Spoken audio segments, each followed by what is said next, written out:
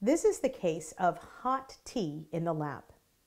There was a 6-year-old girl who was brought to see me by her mom, who said that she had gotten a bad burn from hot tea about 2 hours ago. Mom said she had just brewed a fresh cup and had placed it on the kitchen table where the child was sitting. The child's younger brother accidentally bumped into the table, tipping the cup over and spilling the hot liquid into the patient's lap. Mom says she put the child in a bath of cool water and ran out to the local drugstore where she bought what she called a burn spray. But when she applied it to the burns, the child cried even more. When I saw the young girl, she looked uncomfortable, but she was calm. There was redness and a few blisters on her left inner thigh and on her pelvic region. Kids are often the victims of kitchen accidents involving hot beverages or hot food, and it's important to keep this in mind if there are children around when you're cooking, because these types of burns can easily be avoided. Burns are usually classified as first degree, second degree, and third degree.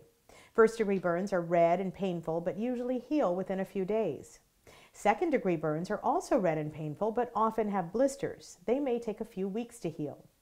Third degree burns are more serious and involve all layers of the skin. They may look either white or black and may cause little pain because the nerves in the skin have also been damaged. These burns often require specialized care and may take a very long time to heal. Many minor burns can be managed at home, but there are some that require a doctor's attention. That is, any burn that involves a large area of the body. Any burn that's located on your face, your hands, your feet, or your genitals. Any chemical burn, or burns involving infants or the elderly. And any burn in someone who hasn't received a tetanus booster in the past 5 years.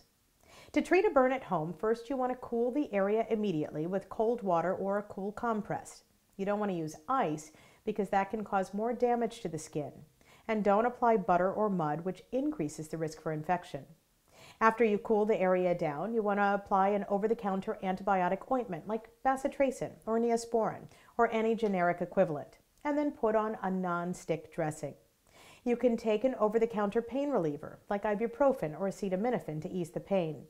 You want to change the dressing daily and reapply the antibiotic ointment until the pain is gone. Don't purposefully try to break any blisters that may form, which can increase the risk of infection. If you do notice signs of infection, like increased redness or increased pain or pus, you want to get medical attention right away. In the case of our young 6-year-old patient, her wounds were treated with an antibiotic ointment and a large dressing to cover the areas involved. She was given ibuprofen for pain. But given the size and location of the burn, an appointment was made for her to be seen in a local burn clinic the very next day. From what I hear, she's doing very well. I'm Dr. Malika Marshall.